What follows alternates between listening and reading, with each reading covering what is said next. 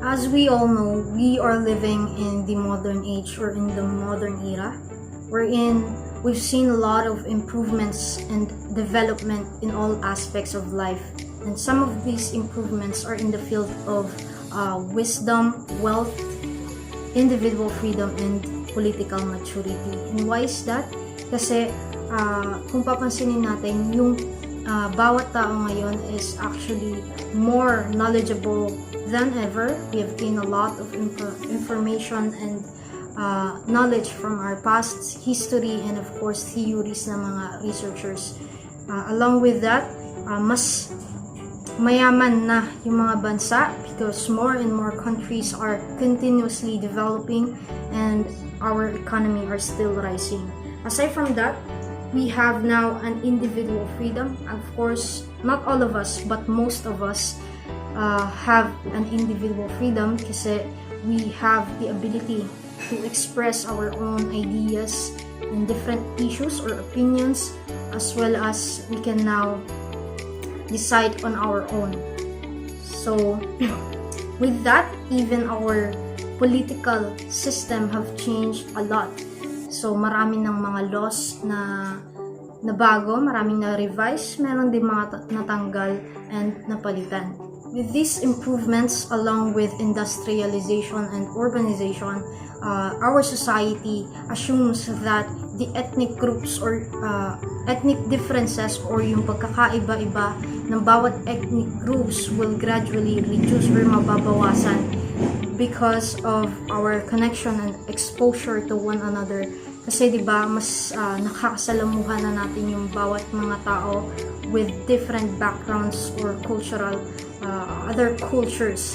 And with that, na-adapt natin yun. And with the adaptations, of course, this will lead to, for the minority groups, to have a single or iisang kultura na magiging identity ng isang nasyon natin.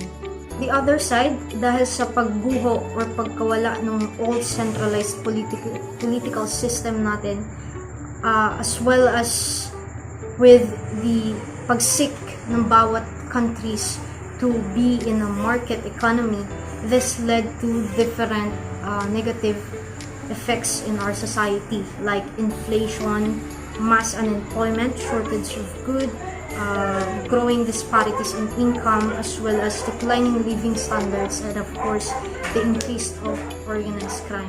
The things that I've said is basically connected in the contemporary or the evident events and ideas that have happened in the past few years or in the modern times. So our topic is all about contemporary nationalism. So in order for us to understand the contemporary nationalism, we must break it into two. First, the contemporary. What is contemporary? Contemporary comes from the word Biblia in Latin, which basically means anything na nangyayari, any evident ideas, events, and standards na nangyayari in the modern times. While for the nationalism, it has a lot of definition, and one of these definitions is about the support or devotion of an individual or ng isang tao sa kanyang bansang kinapapalooban. Although it may sound appealing, ang nationalism is actually also an ideology in which in-emphasize niya na ang isang nasyon ay should govern itself without being interfered by the other countries or nation outside its boundaries.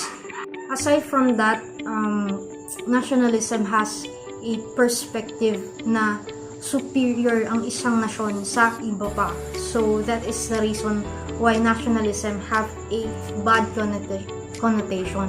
With that, this means that nationalism can be either a way para ma-achieve ng isang bansa ang kanyang mga goals, or it can also be a way or tool of manipulation by the leaders, kasi ang leaders ay maaaring mag-impose ng laws na kung saan base lang sa interest niya, and those citizens will actually do that specific law na inimpose kasi they are obligated.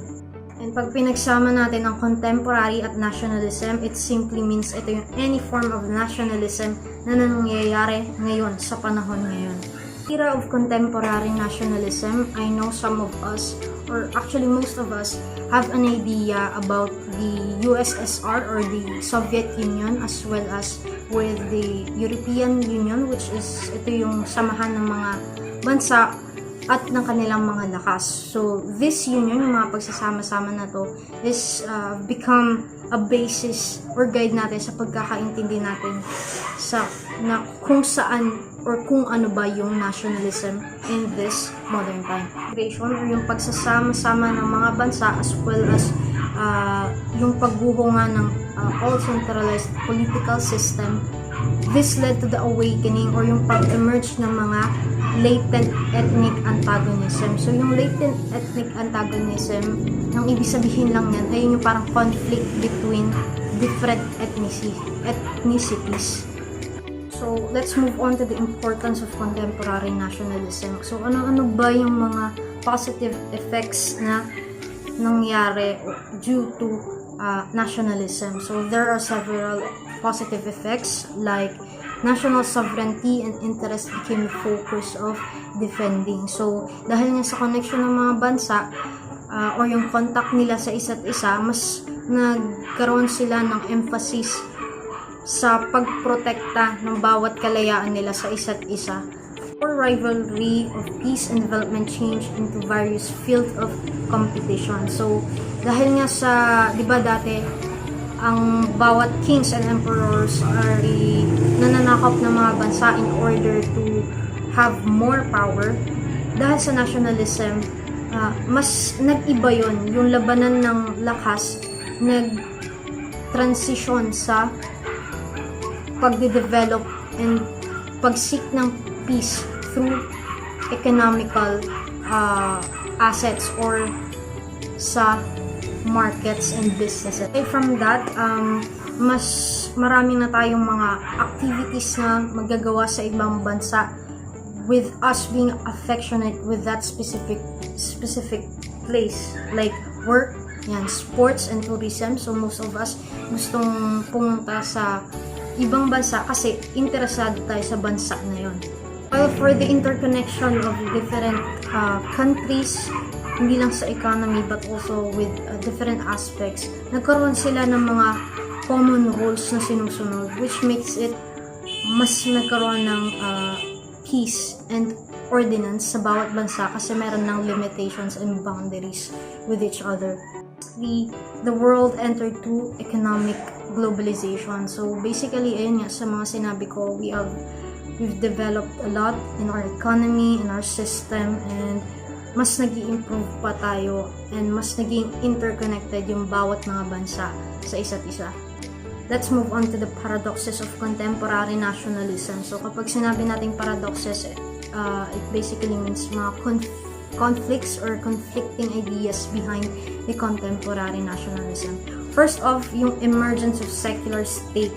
So in the 19th century, or the past few decades, ayun yung point na kung saan mas naging unified yung mga tao and mas na-expose tayo sa mga tao with different backgrounds nga. So, meaning it brought people together but at the expense of subordinating an ethnic identity sa isang secular state.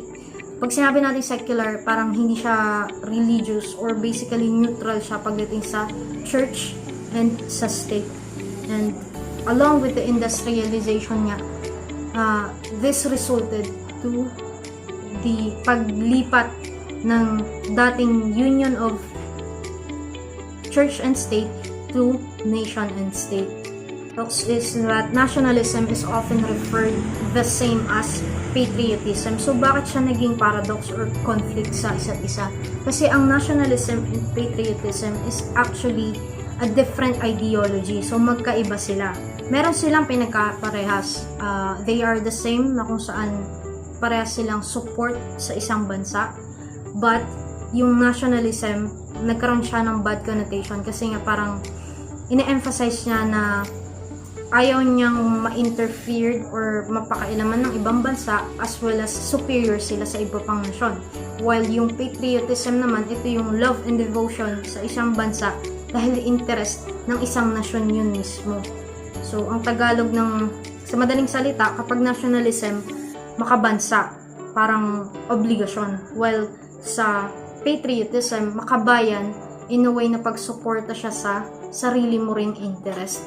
Hindi lang dahil obligated ka.